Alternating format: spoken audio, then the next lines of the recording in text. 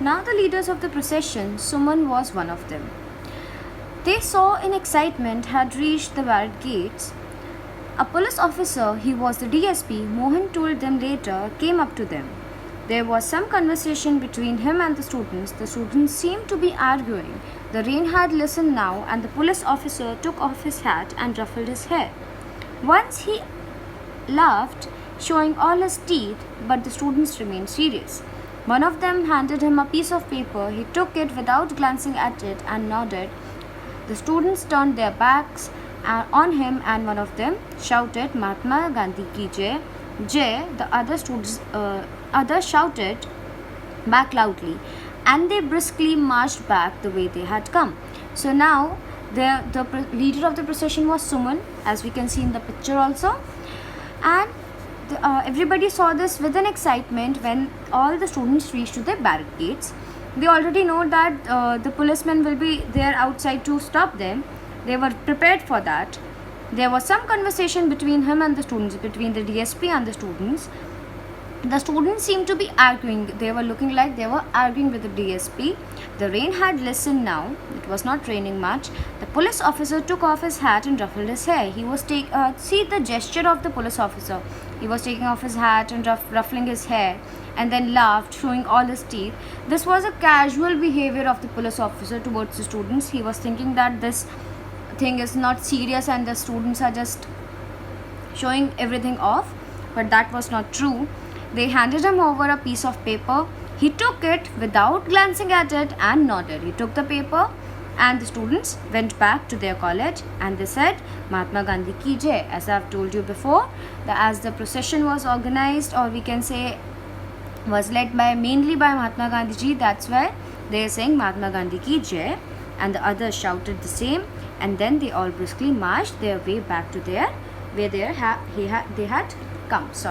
So they have come from the college, so they went back to their colleges. "Is that all?" Manju asked in disappointment. "What else did you want? A dance? A drama?"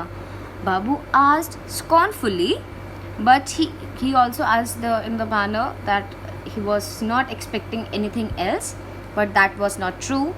But he asked Mohan the same question when he returned. "Why did you go back so quietly? Were you scared of what the police would do?" Mohan seemed immensely pleased with himself. Scared? Not by a long chalk. That not by a long chalk means not at all. With no means I was not scared at all. Nobody was scared. We had planned it this way. They have planned the procession, and it had happened in the same manner. We knew they would stop us at the gates. We knew they expected us to protest and be violent. That they knew that people, the policemen or the commissioner or DSP and all people will expect them to be violent, but they were not. Oh yes, they wanted us to do that. They wanted us to be violent so that they can put us behind the bars. They wanted us to do that so that they could beat us up and haul us away to jail. But we are not prepared to go to jail. Not as yet anyway. Not until we have given them much more trouble. And so we decided we would give them no chance at all. So now here Mohan says that we are all prepared to fight against them, but we are not ready to go to jail. Not before giving them trouble. That means कि उनको properly जब तक हम लोग face नहीं कर लेते, तब तक हम लोग जेल भिजाने के लिए ready नहीं हैं. हम लोग जेल नहीं जाएंगे. That's why we have done this procession in a most non-violent way, silently, ताकि उनके पास कोई मौका ही ना हो जिसकी वजह से वो हमें जेल में डाल सके, कोई रीज़न ही ना हो. What was the point then? Babu asked. While Manju listened earnestly, her chin cupped in her hands. कि मंजू जो है बात को बहुत ज़्यादा ध्यान से सुन रही थी, and Babu was asking questions about it. It's like a declaration of war. कि आप जो है पहले silently declare करते हो war के बारे में, then you go for it. Directly war के लिए नहीं जाया जाता. We have told them now, हमने उनको बता दिया है, this is a war for us and you are the enemy, कि ये हमारे लिए war है और आप लोग हमारे enemy हो. You don't start a war without the first declaration, declaring your intentions, do you? कि आप अपनी war कभी अपना बारे में declare करके कि आप war करने वाले हो, उससे पहले आप नहीं कर सकते हो. So do you declare like do directly war? So he was asking question. to Babu, and what was that paper you gave to the policeman? That was a notice we served on the collector. ये हमने notice जो था collector को दिया है ताकि वो अपने representative जो मेजेस्टी गवर्नमेंट है, ब्रिटिश गवर्नमेंट है, उनको जाके दे सके और उनको बताए कि क्विट इंडिया, या तो आप हमारे इंडिया को क्विट करो या फिर कॉन्सिक्वेंसेस के लिए रेडी हो जाओ, कि वॉर के लिए रेडी हो जाओ. Now we are all prepared. Okay, asking them to quit India or face the consequences.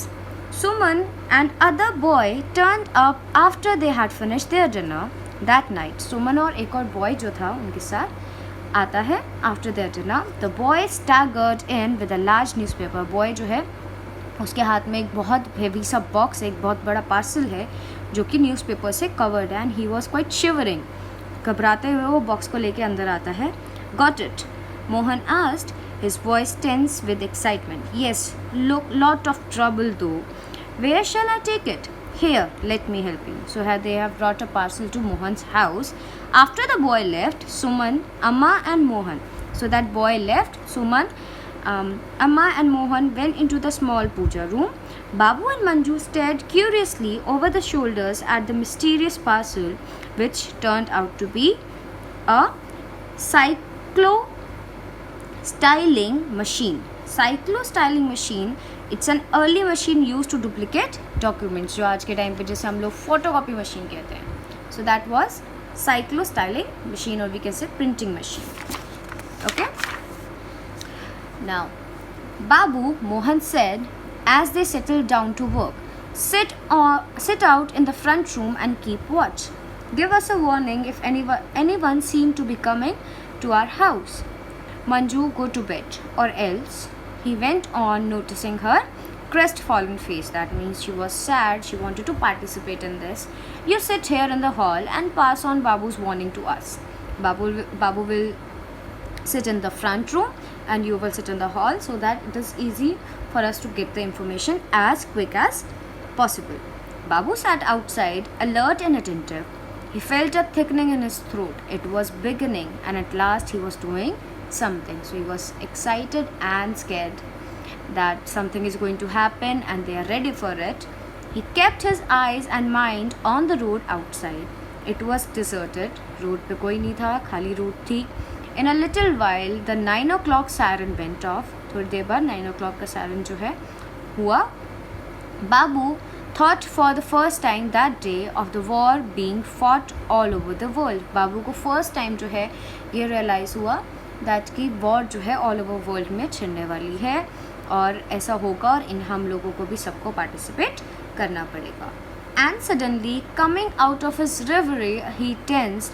A man on a bike. Yes, he was getting off. Babu flung himself inside. Manju turned a startled face to him. जैसे ही बाबू भागता हुआ अंदर आया, मंजू ने उसकी तरफ देखा. Someone is coming in. There was silence from inside the puja room. अंदर जो है आवाज़ पहुंच चुकी थी. Three faces looked at him blankly.